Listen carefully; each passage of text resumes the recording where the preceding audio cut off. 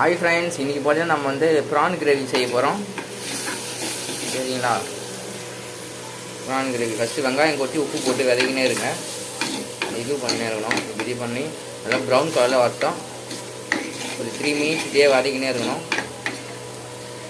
இதில் பார்த்தீங்கன்னா தக்காளி ஒரு 3 தக்காளி, இஞ்சி கொஞ்சம், ஒரு பூண்டு ஒரு 4 பல் போட்டு நல்லா அரைச்சி எடுத்துக்கணும் ஃப்ரெண்ட்ஸ். ஒரு பச்சை மிளகாய் 2 போட்டுக்கின்னு அது நல்லா வதங்கணும். வதக்கிட்டோன்னா நம்ம இதை எடுத்து ஊற்றணும் ஃப்ரெண்ட்ஸ்.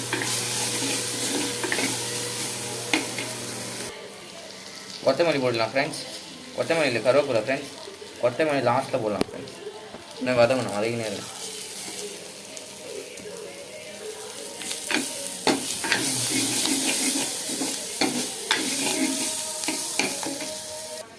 கொரியாண்டர் போட்டு தேவையான அளவுக்கு போட்டுக்கணும்.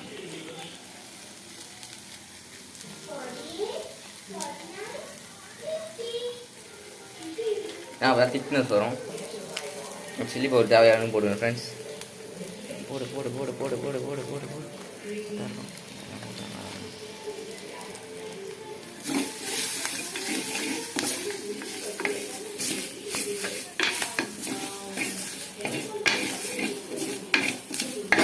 நம்ம அரைச்சி வச்சு கிரேவியை ஊற்றிக்கலாம்.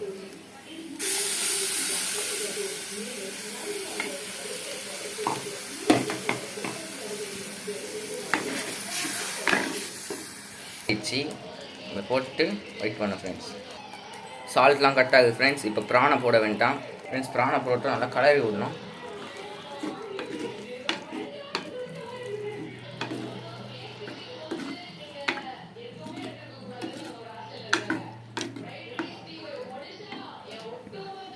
ப்ரானில் தண்ணி விடும் ஃப்ரெண்ட்ஸ். ஒரு 5 மினிட்ஸ் வச்சிங்கன்னா தேவையான கொஞ்சம் தண்ணி வைத்து வச்சுக்கணும்.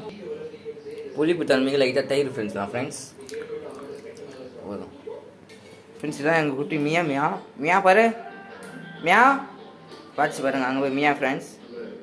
மேலே போடுங்க ஃப்ரெண்ட்ஸ். ஏன்னா ஃப்ளேவர் இறங்கி டேஸ்ட்டு தூக்கும் ஃப்ரெண்ட்ஸ். ஃப்ரெண்ட்ஸ் லைட்டாக வாழை போட்டு சிம்மில் வைக்கணும் ஒரு 5 மினிட்ஸ் ஃப்ரெண்ட்ஸ். வாசனை தூக்குது ஃப்ரெண்ட்ஸ். ஃப்ரெண்ட்ஸ் ஒன்று லைட்டாக சிம்மில் வச்சு ஒரு 5 மினிட்ஸ் விட்டுனா டேஸ்ட் தட்டி ஃப்ரெண்ட்ஸ். தோசை சைடில் ரெடியாக இருக்குது சாப்பிட்றதுக்கு. வாழையில் எண்ணெய் பிரிஞ்சிக்கலாம் பார்க்கலாம் ஃப்ரெண்ட்ஸ். எண்ணெய் பிரிஞ்சிக்குது பாருங்கள், தெரியுதா உங்களுக்கு? லோ குவாலிட்டி வீடியோ அது மாதிரி தான் இருக்கும். ரெடி ஆகிடுச்சு ஃப்ரெண்ட்ஸ். ஆஃப் பண்ணிடலாம் ஃப்ரெண்ட்ஸ். ஃபில்டிங்